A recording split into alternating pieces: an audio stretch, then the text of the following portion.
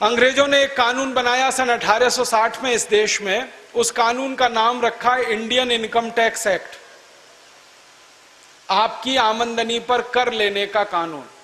दुनिया के इतिहास में पहली बार भारत से यह शुरू हुआ, आमदनी पर कर लेने का कानून, इनकम पर टैक्स लेने का कानून। हिंदुस्तान के इतिहास में मैंने बहुत ढूंढा, कोई एक राजा ऐसा नहीं मिला जिसने कभी इनकम पर टैक्स लगाया। इस देश में तो ऐसे राजा हुए जो कहा करते थे कि इनकम को कभी भी टैक्स मत लगाओ, टैक्स लगाना है तो खर्चे पर लगाओ, एक्सपेंडिचर पे लगाओ। एक महान व्यक्ति हुए इस देश में जिनका नाम था आचार्य चाणक्य। संयोग से वो इस देश के प्रधानमंत्री बन गए और उन्होंने प्रधानमंत्री बनते ही एक व्यवस्था की कि किसी पर कोई कर नहीं होगा। ये उनकी फिलॉसफी थी। उनका कहना था कि जिस राज्य की प्रजा पर कर ज्यादा होता है वो राज्य भिखारी होता है। वो कहते थे कर लगा के राजा के हाथ में ज्यादा पैसा देना बहुत बड़े खतरे को निमंत्रण देना है। राजा का दिमाग कब खराब हो जाए और कब आपके दिए गए कर को वो बर्बाद करना शुरू कर दे, आप क्या करेंगे। इसलिए कहते थे पैसे लोगों के हाथ में रहने चाहिए, समाज के पास रहने चाहिए, राजा के पास कम से कम पैसे आने चाहिए, इसलिए कर कम से कम होना चाहिए। तो उन्होंने ये व्यवस्था दी थी। परिणाम जानते हैं क्या हुआ। जितने साल चाणक्य इस देश के प्रधानमंत्री रहे, भारत दुनिया में सोने की चिड़िया जैसा देश था, क्योंकि लोग संपन्न थे, लोगों के पास संपत्ति थी, क्योंकि लोगों का पैसा सरकार के हाथ में नहीं जा रहा था। तो लोग संपन्न थे, लोगों के हाथ में संपत्ति थी, पैसा लोगों के पास था, समाज के पास था। चाणक्य के रास्ते पर जो जो राजा इस देश में चला, जैसे चंद्रगुप्त विक्रमादित्य, जैसे चंद्रगुप्त मौर्य, जैसे समुद्रगुप्त, जैसे हर्षवर्धन, ऐसे 20 राजा थे जिन्होंने चाणक्य की फिलॉसफी को अपनाया और उन्होंने कर नहीं लगाया, कोई टैक्स नहीं लगाया। परिणाम यह हुआ कि जिस जिस राजा ने टैक्स नहीं लिया, हर एक राजा के राज्य की प्रजा सुखी थी, संपन्न थी, धन था, संपत्ति था, ऐश्वर्य था और भारत दुनिया में सोने की चिड़िया कहलाता था। अंग्रेजों ने पहली बार इस देश में कानून बनाया और इनकम पर टैक्स लगाया और 1860 में यह कानून पारित हुआ और इस देश में लागू हुआ। जब यह कानून ब्रिटिश संसद ने पारित किया तो इस पर बहुत बहस हुई और उस बहस के सारे दस्तावेज ब्रिटिश पार्लियामेंट से मैंने निकाले और उनका जब अभ्यास किया तो चित्र कुछ और ही दिखाई दिया। अंग्रेजों ने यह कानून क्यों लगाया, क्या जरूरत थी इस कानून को लगाने की। पता यह चला कि 1860 से 3 साल पहले 1857 में क्रांति हुई थी इस देश में। उस क्रांति को हम आजादी का पहला संग्राम मानते हैं। अंग्रेज उसको सैनिक विद्रोह कहा करते थे, हम उसको आजादी का पहला संग्राम मानते थे। उस क्रांति में नाना साहब पेशवा, तात्या टोपे, झांसी रानी लक्ष्मीबाई, नाना फडणवीस, इन क्रांतिकारियों ने एक बड़ा समूह बनाया था, बहुत बड़ा संगठन तैयार किया और यह संगठन बनाने का काम 1856 से शुरू हुआ था। बिठूर नाम के गांव में कानपुर के पास पहली बैठक हुई थी और इस बैठक में 4 लोग शामिल हुए थे, नाना साहब पेशवा, तात्या टोपे, अजीमुल्ला और झांसी की रानी लक्ष्मीबाई। इन चारों ने मिलकर तय किया था कि अंग्रेजों के खिलाफ कोई बड़ी संग्राम की स्थिति बनानी चाहिए देश में। तो तय हो गया, संगठन के लिए गांव-गांव घूमना शुरू किया।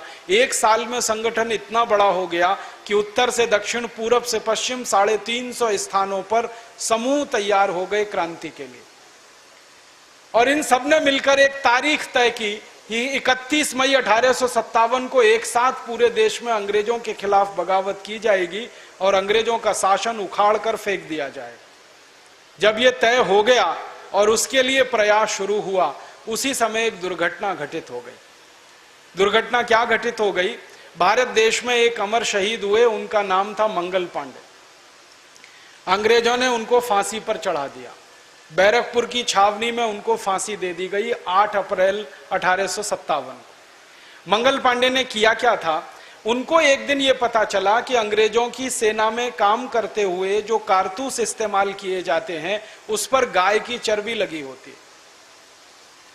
उन्होंने इस बात को कंफर्म करने के लिए, पक्का करने के लिए एक अंग्रेज अधिकारी मेजर जनरल ह्यूसन के साथ संपर्क किया और पूछा कि क्या यह बात सच है कि कारतूस पर गाय की चर्बी लगी होती है। ह्यूसन ने कहा कि मैं कुछ नहीं कह सकता, यह सच भी हो सकता है, नहीं भी हो सकता है। मंगल पांडे को गुस्सा आ गया। उन्होंने कहा यह क्या बात है, सच भी हो सकता है, नहीं भी हो सकता, एक जवाब दीजिए, या तो यह सच है या तो यह झूठ है। ह्यूसन ने जवाब नहीं दिया। मंगल पांडे ने अपनी गोली से ह्यूसन को ढेर कर दिया, मार डाला।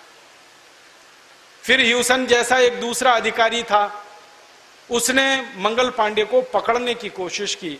दूसरी गोली मंगल पांडे ने उनको उतार दी। बंदूक में 2 ही गोली आती थी, दोनों उन्होंने उतार दी। 2 गोली और भरने के लिए जब तक कोशिश कर रहे थे, तब तक कुछ अंग्रेजों ने उनको पकड़ लिया। पकड़कर उनके ऊपर मुकदमा चला। 10 दिन के अंदर उनको फांसी की सजा सुनाई गई। मुकदमा 29 मार्च से शुरू हुआ था, 8 अप्रैल को उनको फांसी दे दी गई। जिस बैरकपुर की छावनी में मंगल पांडे को फांसी हुई, उस बैरकपुर की छावनी के 1100 भारतीय सैनिकों ने अंग्रेजों के खिलाफ बगावत शुरू कर दी।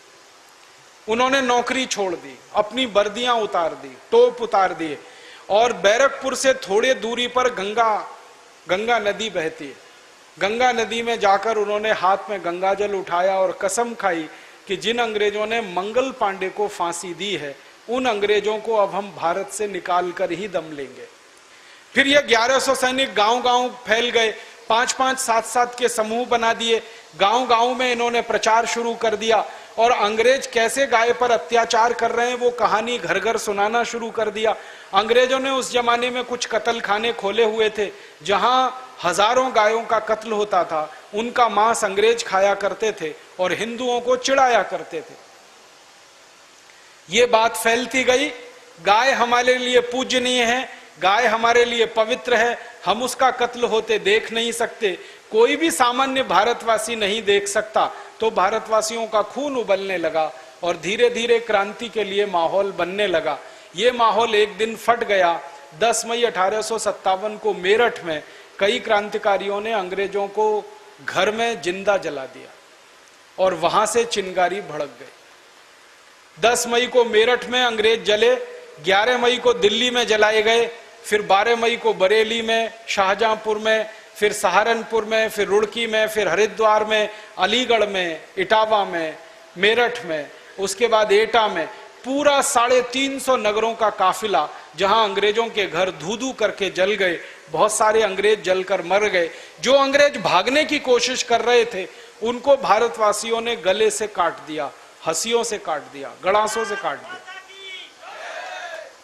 इस 1857 की क्रांति में सारे देश में 3,64,000 से ज्यादा अंग्रेज मारे गए।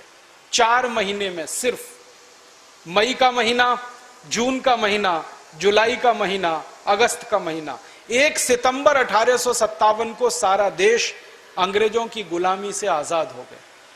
कहीं भी देश में यूनियन जैक नहीं था, हर जगह पर भारत देश का झंडा था, हर एक रियासत इस देश की आजाद हो गई। इस पूरी लड़ाई में 4.5 से 5 करोड़ भारतवासियों ने भाग लिया अंग्रेजों के खिलाफ। कितनी बड़ी लड़ाई थी, आप अंदाजा लगाइए कि 4.5 करोड़ भारतवासी अगर हंसिए से भी लड़ रहे हों, तलवारों से भी लड़ रहे हों, तो 4.5 करोड़ हंसिए बनाने के लिए लोहा लगा होगा। उस लोहे को लगाने के लिए हजारों मीट्रिक टन कच्चा लोहा लगा होगा। उस कच्चे लोहे को गलाने के लिए हजारों भट्टियां बनी होंगी। उन भट्टियों में लोहा गलाने का काम किसी ने तो किया होगा। और मैंने जब इतिहास ढूंढा तो पता चला कि हजारों टन कच्चे लोहे से हंसिया बनाना, कच्चे लोहे से तलवार बनाना, बंदूकें बनाना, नाल बनाना, ये जिन लोगों ने किया, उनको हम इस देश में बंजारा जाति के लोग कहते हैं, जो गांव-गांव, गली-गली अपना एक छोटा सा आशियाना बनाकर रहते हैं, जो अपना पक्का घर कभी नहीं बनाते, किसी भी शहर के गांव के बाहर बस जाते हैं। उनकी एक छोटी सी बैलगाड़ी होती है, उसी में उनकी पूरी जिंदगी ढोती है। वो कहीं भी बैलगाड़ी खड़ी होती है, वहीं गांव बस जाता है, थोड़े दिन वो रहते हैं, फिर दूसरे गांव में चले जाते हैं। एक बार ये बंजारा जाति के लोगों से मैंने पूछा, आप अपना घर बना के पक्का क्यों नहीं रहते? तो उन्होंने जवाब दिया मुझे, उन्होंने कहा, हमारे राजा ने जब अपनी जिंदगी में कभी अपना घर नहीं बनाया, तो हम कैसे बना सकते? तो मैंने आपसे उनसे पूछा आपका राजा कौन था? उन्होंने कहा महाराजा राणा प्रताप हमारे राजा थे, जिन्होंने जिंदगी भर अपने लिए घर नहीं बनाया, हम कैसे बना सकते हैं? हम उन्हीं के वंशज हैं और हम तब तक अपनी जिंदगी ऐसे ही बिताएंगे जब तक हमारे राजा के प्राण वापस हम में किसी में नहीं आते, पुनर्जन्म नहीं होता। तो ऐसे बंजारा जाति के लोग करोड़ों टन उन्होंने लोहा गलाया, हसिया बना के दिया, तलवार बना के दी, बंदूकें बना के दी। फिर मन में प्रश्न आता है कि कच्चा लोहा लाने के लिए पैसे लगे होंगे, वो पैसे कहां से आए? किसी ने पैसे दिए होंगे। तो समाज के व्यापारियों ने, उद्योगपतियों ने पैसे दिए। अंग्रेजों के दस्तावेज बताते हैं कि 1857 की क्रांति में 480 करोड़ रुपए खर्च हुए थे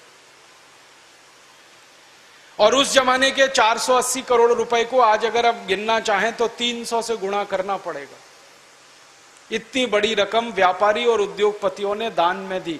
तो अंग्रेजों की संसद में बहस यह हुई कि आखिर इतना पैसा भारतवासियों के पास आया कहां से? तो भारतवासियों ने कहीं से ये कमाया, लूट के तो नहीं लाया। और वो कमाने का तरीका ये था कि 3000 साल से भारत के व्यापारी और उद्योगपति दूसरे देशों में अपना माल बेचने के लिए जाया करते थे और बदले में सोना और चांदी कमाकर लाया करते थे। भारत का कपड़ा बिकता था दूसरे देशों में। आपने कभी सुना होगा ढाका की मलमल बनती थी, सूरत की मलमल बनती थी। मलमल का 15 मीटर का एक थान होता था, वो इतना नरम और मुलायम होता था कि तह बनाते बनाते आप एक माचिस की डिब्बी में उसको रख सकते थे। 15 मीटर का कपड़े का थान एक अंगूठी के छल्ले में से पूरा खींच कर निकाल सकते थे। इतनी बारीक बुनाई इस देश में हुआ करती थी।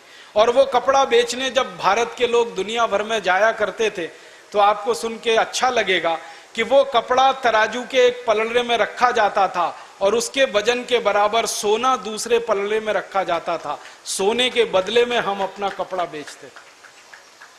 हमने कपड़ा बेचकर सोना कमाया इस देश में, हमने लोहा बेचकर सोना कमाया इस देश में।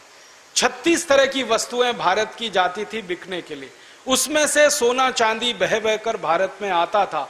और 3000 साल भारत निर्यातक देश था दुनिया का। 33% से ज्यादा निर्यात भारत किया करता था दुनिया में। 27% से ज्यादा दुनिया की आमदनी थी इस देश की। उस कारण से देश सोने की चिड़िया हो गया था। तो अंग्रेजों की संसद में जब ये सारी बात बताई गई कि भारतवासियों के पास धन और संपत्ति कहां से आया, तो अंग्रेजों ने तय किया कि भारतवासियों के पास अब धन छोड़ना नहीं चाहिए, वरना यह धन अगर भारतवासियों के पास रहेगा दोबारा फिर क्रांति होगी, तीसरी बार फिर क्रांति होगी और हम तो भारत में राज नहीं कर पाएंगे। तो भारतवासियों का सारा धन छीन लेना चाहिए। इसके लिए अंग्रेजों ने कानून बनाया, इंडियन इनकम टैक्स एक्ट। और कानून में व्यवस्था यह की गई कि 100 रुपए किसी भारतवासी के पास हैं आमदनी के, तो 97 रुपए उससे छीन लिए जाएं। इनकम टैक्स 97% लगाया गया। फिर उससे अंग्रेजों को संतोष नहीं हुआ। अंग्रेजों की संसद ने और एक फैसला किया कि भारत का उद्योगपति और व्यापारी कोई भी सामान का उत्पादन कर रहा है तो उसके उत्पादन पर भी कर लगाना चाहिए, एक्साइज ड्यूटी। वो 350% उन्होंने लगाई। फिर उन्होंने एक और फैसला किया कि अंग्रेजों के देश भारत के व्यापारी अगर कोई माल बेचते हैं उत्पादन करके तो बेचने पर कर लगाना चाहिए, टैक्स। उसको सेल्स टैक्स कहा। मुनाफा कमा रहे हैं तो इनकम टैक्स, बेच रहे हैं तो सेल्स टैक्स, उत्पादन कर रहे हैं तो एक्साइज ड्यूटी, माल को एक गांव से दूसरे गांव लेकर जा रहे हैं तो octroi tax, road tax, toll tax, municipal corporation tax, house tax, property tax, 20 तरह के टैक्स उन्होंने लगा दिए। उद्देश्य एक ही था, लूटना है भारतवासियों का पैसा। अब अंग्रेज ये सारा पैसा लूट लूट कर भारतवासियों से लंदन ले जाने लगे और इस देश की टैक्स व्यवस्था के चलते 100 साल के अंदर भारत सोने की चिड़िया से कंगाल देश बन गया, भिखारी देश बन गया। मुझे अफसोस और दुख इस बात का है कि गोरे अंग्रेज जब इस देश पर टैक्स लगाकर माल लूटते थे, पैसा लेते थे, लंदन लेके जाते थे और लंदन में जमा करते थे, तो लंदन अमीर होता गया, भारत गरीब होता गया। इंग्लैंड अमीर होता गया, भारत गरीब होता गया। तो भारत के क्रांतिकारियों ने सपना देखा एक दिन अंग्रेज चले जाएंगे तो अंग्रेजों का टैक्स कानून भी चला जाएगा, भारत के लोगों की लूट भी बंद हो जाएगी, भारत फिर से समृद्धशाली और संपत्तिवान देश हो जाएगा। लेकिन 15 अगस्त 1947 को गोरे अंग्रेजों के चले जाने के बाद काले अंग्रेजों के हाथ में इस देश की सत्ता आई। टैक्स के कानून वही के वही इस देश में लगाए गए, एक भी टैक्स काले भारतवासियों ने हटाया नहीं। अंग्रेज लूट रहे थे इस देश को और लंदन ले जा रहे थे टैक्स का पैसा। अब इन काले अंग्रेजों ने 62 साल इस देश को लूटना शुरू किया और पैसा ले जाकर स्विट्जरलैंड में जमा करना शुरू किया। लूट की तो दोनों ही व्यवस्थाएं इस देश में चल रही। कैसे कहें कि देश आजाद हो गया? अंग्रेज लूटते थे एक साल में 70,000 करोड़, ये अंग्रेजों की संसद के आंकड़े हैं। एक साल में टैक्स लगाकर, income tax, central excise duty, sales tax, octroi tax, toll tax, road tax, municipal corporation का टैक्स, 23 तरह के टैक्स अंग्रेजों ने लगाए थे। एक साल में 70,000 करोड़ लूट कर ले जाते थे लंदन। अब इन काले अंग्रेजों ने इस देश में आजादी के 62 साल के बाद 64 तरह के टैक्स लगाए हुए हैं और हर साल 20 लाख करोड़ रुपए देश से लूट रहे हैं और लूट कर ये धन स्विट्जरलैंड की बैंकों में जमा कर रहे हैं। नेताओं के घर बन रहे हैं, हमारे घर खाली हो रहे हैं। ऐसी लूट की व्यवस्था जिस देश में चल रही है उसमें हम कहते हैं लोकतंत्र है। ये लोकतंत्र है कि लूट तंत्र है? इस देश के नेताओं को मैं पूछता हूं कि आप 64 तरह के टैक्स क्यों लगाते हैं इस देश के ऊपर? अंग्रेज 23 लगाते थे, आपने 64 टैक्स लगा दिए। करना तो यह चाहिए था कि अंग्रेजों के सारे टैक्स खत्म हो जाने चाहिए थे। तो काले अंग्रेज मुझे जवाब देते हैं कि देश का विकास करना है ना, उसके लिए पैसे चाहिए। तो फिर इन काले अंग्रेजों से पूछता हूं 62 साल में कितना विकास हो गया है देश का, जरा बताइए। आजादी के 62 साल में क्या विकास हुआ है? मैं आपको सरकार के आंकड़े बताता हूं। आजादी जब मिली 1947 15 अगस्त को, तो इस देश में 4 करोड़ 50 लाख लोग गरीब थे। अब आजादी के 62 साल के बाद इस देश में 84 करोड़ लोग गरीब हो चुके हैं। हमारे देश की जो वर्तमान सरकार है डॉक्टर मनमोहन सिंह की, इस सरकार ने एक कमीशन बनाया था। उस कमीशन का नाम है अर्जुन सेन गुप्ता कमीशन। उस कमीशन ने 5 साल इस देश में सर्वेक्षण किया और सर्वेक्षण के बाद बताया कि 84 करोड़ भारतवासियों की एक दिन की आमदनी 20 रुपए से कम है, इसलिए वो सब गरीबी की रेखा के नीचे हैं। आजादी आई थी तो 4.5 करोड़ गरीब थे, आजादी के बाद 84 करोड़ गरीब हो गए। गरीबी 21 गुना बढ़ गई इस देश में। काले अंग्रेजों को मैं पूछता हूं गरीबी इतनी क्यों बढ़ गई इस देश में, तो मूर्ख बनाने वाला उत्तर देते हैं और वो समझते हैं कि जैसे मैं तो मूर्ख बन जाऊंगा। वो मुझे उत्तर देते हैं नेता इस देश के, वो कहते हैं जी आबादी बढ़ गई इस देश की इसलिए गरीबी बढ़ गई। फिर मैं उनसे कहता हूं अच्छा बताओ आबादी कितनी बढ़ गई? हम आजादी के समय 32 करोड़ थे, अब आबादी में 115 करोड़ हो गए। हमारी आबादी लगभग 3.5 गुनी बढ़ गई, या मान लो 4 गुनी बढ़ गई, तो गरीबी 4 गुनी बढ़नी चाहिए, तो गरीबी 16 करोड़ होनी चाहिए। ये 84 करोड़ कहां से हो गई? तब वो जवाब नहीं देते। फिर मैं जवाब देता हूं, मैं कहता हूं इसका उत्तर मेरे पास है, आपके पास नहीं है।